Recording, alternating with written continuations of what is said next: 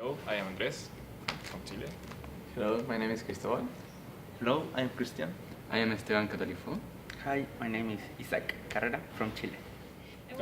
Silent Hero is a management person system in danger zones for firefighters. So basically what we do is measuring vital sign or environmental sign.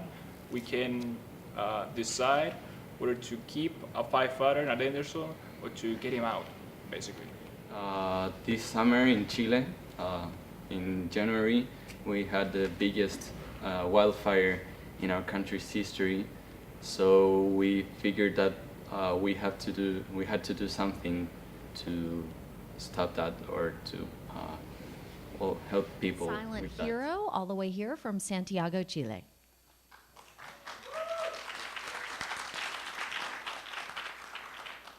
Good morning, everyone. We're a group of students from Chile. And this summer, we suffered the biggest fire in our country's history. It burned over 500,000 hectares, which is over 100 times the size of Blacksburg. Sadly, 3 firefighters died fighting the fire. Those were not only firefighters, they were volunteers, they have families, and they sacrificed their own life for the sake of our country. Here in the United States, over the last 10 years, 800 firefighters, wildland firefighters, have died. Lives are priceless, but it also has an economical impact for fire departments. Besides, 35% of those deaths happen in the field. So, people, what are we doing wrong? Firefighters have to face not only high temperature, dehydration, also they have to face high levels of adrenaline. And with adrenaline, you can't make rational decisions. So you may be in danger and you don't know. You may faint, you may get injured, you may die. So you shouldn't be allowed to make those decisions. So who should do it? We are Silent Hero, and we deliver real-time information to an incident commander in order to save the lives of those firefighters in a danger zone. Now, please, take a look at this map. As you can see, the incident commander remained outside of the danger zone. Without Silent Hero, he doesn't know how his team is, so he can't make a good decision. With Silent Hero, he knows exactly how his team is, so he can make the right decision at the right time in order to protect their team. Now, we use 2 devices and 1 interface for the incident commander. Our first device goes on the wrist and measures pulse and cardiac rhythm. Our second device goes on the backpack and measures carbon monoxide concentration, location, and also has a reliable communication through radio waves. Why? Because in a forest, you not always can use internet connection. Besides, the incident commander will be watching an interface on his mobile device. He will be watching a map with the position of every firefighter, with the ID of each one of them, and a real-time table with the current state of the firefighters. Now, the fire market safety is already developed. The golden standard is to know where every person on your team is. We do that. And we also measure gas concentration and vital sign. So, basically, we deliver actionable information to a decision maker. So, guys, how do we make money out of this? We have 2 revenue streams. First of all, we sell devices with a price of $300 per device with a unit cost of $190, so we have a gross margin of $110 per device. Besides, we have an annual subscription for the use of the software license. So, as you can see, the more devices you get, the less you pay for them. Now, I will leave you with Cristóbal, my colleague, so he will explain you more about our business. In Chile, there is a government agency called CONAF, which is the U.S. Forest Service, but the Chilean way. Okay, we met with their security chief, Miguel Ahumada, and we showed him what we do. He said that with our technology, the firefighters who died last summer would still be here. They were convinced with our proposal. That same day, CONAF authorized the transfer of $800 to make our MVP and allow us to test with them in the next season. This is very important. It not only fully validates the problem found and the solution offered, it also highlights our mission, saving lives. About our partnership, if they are satisfied with the test, they're interested in a short-term make acquisition for 220 devices, and in a long-term make acquisition for the full staff, about 2,000 people. Now, here we show a comparison of our prices and the prices of another company, such as US Fleet Tracking, that only offers satellite location. It's clear to see that we offer much more value for the same price.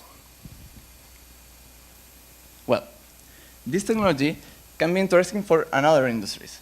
For example, we talk with Arauco, the largest timber company in our country.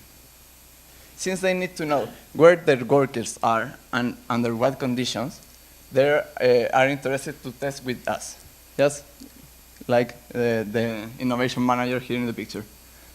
Well, about our timeline, this year we built our first prototype, and since then we caught the attention of the media in our country. For the next year, we expect to have our MVP ready by January to start testing in February with CONAF, our early adopter. We'll complete the sale of 220 devices by August. For that, we need an initial funding of $40,000. We are counting on this price for that. That sales generate profits of $80,000 and that's when we reach our break-even on hardware. On the year 2019, we expect to double the sales to CONAF, expand to other fires companies, and enter to new markets with Arauco. In the year 2020, we'll cover the 40% of CONAF and expand to another countries. And finally, in the year 2021, we'll meet safety standards, get certified, and contact distributors to enter on the US market on 2022. Why the US market?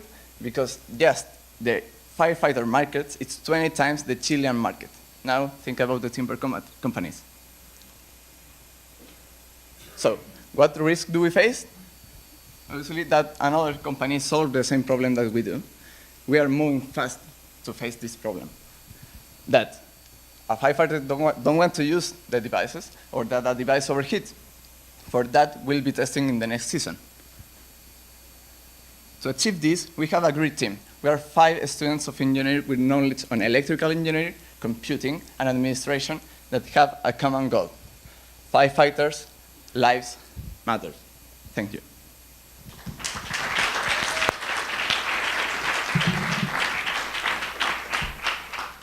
Questions? Yes, excellent presentation. I kind of have 2 really quick ones. One was you had the pack on the back and on the wrist. One I would just ask from a hardware, I wouldn't understand it from a hardware standpoint. Fires when those guys go in, the equipment they're wearing, you're talking hundreds of degrees. So do you have the right material made out of? And the other thing is, what about the oxygen tank on the back, I guess? With what you're putting, would that interfere with that? That would be my first question. So just a kind of logistics, I think, question. Yes, of course. Well, so you're asking why heat is not a problem for firefighters using the device? Yeah, well, it was really the oxygen tank going on the back. Okay, You had the backpack there. That was the. So we have basically, as I said, 2 devices. The first goes on the wrist, and as you can see here, the temperature that the suit has inside is pretty. Help me out, guys. Below the suit, it only reaches 104 degrees Fahrenheit. and the devices can hold up to 158 or more. So it's not really a problem. Okay. And I guess my other question, why get in the hardware business? Why not just give your hardware away for free and just license this where they're paying a monthly fee every month? Why not take the, I'll say the recurring revenue model, than just selling them the hardware, making your money when you could just continuously, you're just getting money every month no matter what, for all those things. Have you guys thought about that? Well, actually, it doesn't make a lot of sense to pay monthly for these devices because fires have a season. So a company wouldn't be paying for a lot of months. So we have an annual subscription to our software. Do you have plans to go after other markets, for example, mineral extractions, military, and so forth? We've thought about construction, mining. In Chile, we have a really big mining industry, and we have thought about timber companies too, and so that's a really, really big market. So I would like to add that currently we have already spoken with timber companies, so that's why we show you that. But also we can enter to other kind of markets, as my partner said. Great work with getting Concurve on board with this, so that's great. Are you going to have some kind of like CE mark or any ISO certification for this kind of product? Can you repeat the question? Are you going to have like planning to have like CE mark or some kind of approval from a regulatory agency? We don't. I'm assuming there will be liability associated with this, right? We can't license our software here in the US because that isn't an option since 4 years ago. So that we wouldn't be doing that. And the other question I have is, how many devices will you be selling per location? Because not everybody is going to be, not all the firefighters are going to go in an incident, right? So you may not require like 400 devices at the same time. So they may end up buying like maybe 50 or 100 devices instead of like 400 if the capacity of firefighters is 400 at that location. Yeah, actually in a fire, a lot of firefighters have to work, and it's our idea to each one of them have a device. So that's the only way that you can actually protect them all. So as you can see the amount of firefighters on the countries that we are willing to work with. There are a lot. And also here in the United States, you have a great market, a huge amount of firefighters who would use it. So yeah, answering, it's a lot of devices, basically.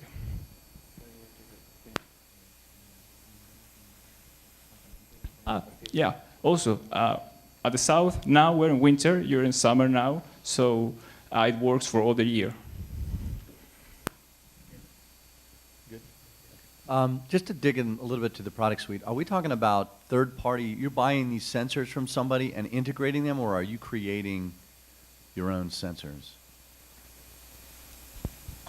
We are currently buying sensors and circuit boards from other companies and integrating them, but we're looking to find a manufacturer that can help us to do that with a lower price, because it's more expensive to integrate them by ourselves. Right, so the stage you're in now is to figure out how well the sensors you can buy on the market now are going to work in the environment, on an actual firefighter, and then figure out how to fuse all the information coming off of the sensors. Is that where we are as a business? Okay. Besides, as you can see on our timeline, now we have a prototype, but we are developing something better. That's why we need time and money to create a better prototype, a better product, you know? My question is more about market entry and how you're going to break the obstacles, the barriers into the market, knowing that firefighters, are always raising funds and all that. How have you thought about that process? Yeah, good question. So let me rephrase. You're asking how we are going to break into the market, like in the mind of our customers?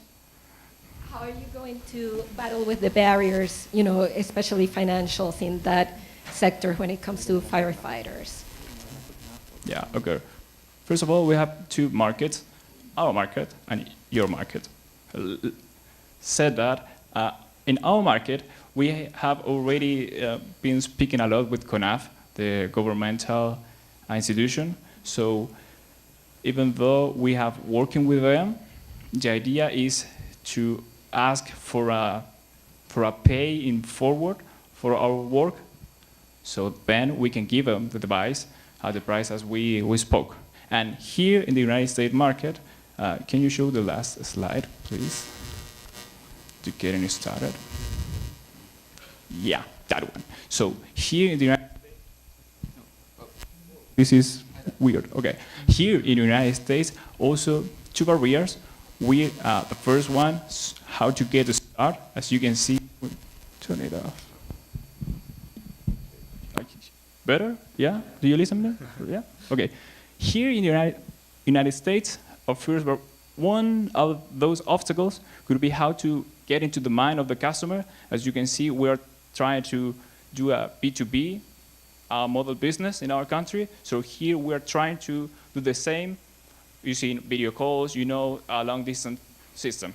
And in the financial, the idea to delay the time that we get into this market is to have a huge amount of device sold by the time, so we could have a lot of validation in other countries and other industries for you to make it easier to get into us, I think this product's really interesting. I was a firefighter for 10 years, and the #1 killer in the United States, at least, and I imagine it's probably worldwide, the #1 killer of firefighters is cardiac arrest. Heart attack. Yeah. Can you hear me? I didn't understand. No, he's just saying. Yeah. Yeah, no, I haven't asked the question yet, but I'll let you know when that happens. No, just letting you know, I was giving a little background. But, so, you mentioned wildfires, forest fires, things like that.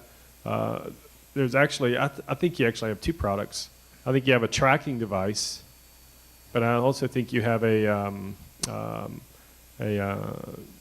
bodily condition device. Yeah, tracking the well-being of the firefighter themselves. And so I would encourage you not to just concentrate on forest fires, because in the United States, the vast majority of fire departments are actually volunteer fire departments, and they're not in as good as health as some of the professional departments.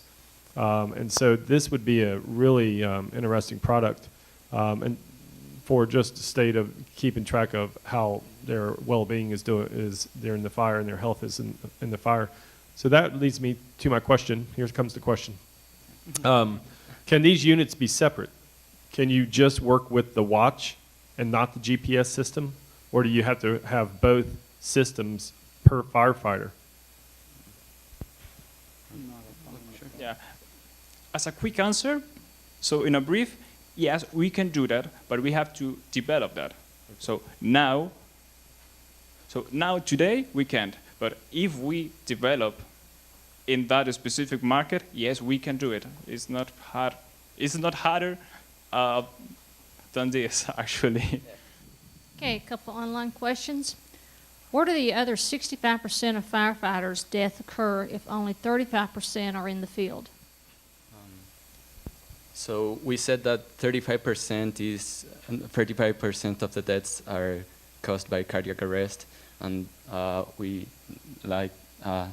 there's the statistics, and a lot of them happen while in transit to the fire zone, and a lot of them happen to after the fire due to inhalation of smoke, and before the fire, So that's where it comes from. Yeah. We can prevent that 35%, but we cannot prevent the other 65% because it's out of our reach. Okay, one more online question. Besides the cost for the actual device, you're charging $250 per device per year. This is very expensive. Can you justify that, or? Yeah, two things to say. First one, we are trying to protect the life of a person, a human being. So actually, talking about how expensive it is kind of weird. You know, like the life of a person is kind of priceless. Besides, said that, if you watch the market price of our competitors, as you may say, they're also pretty expensive. So even though we have a kind of higher price, if you watch the structure of how do we make monies with the annual subscription, you may see that the price over the years are basically the same, but we offer more value for that price. Thank you.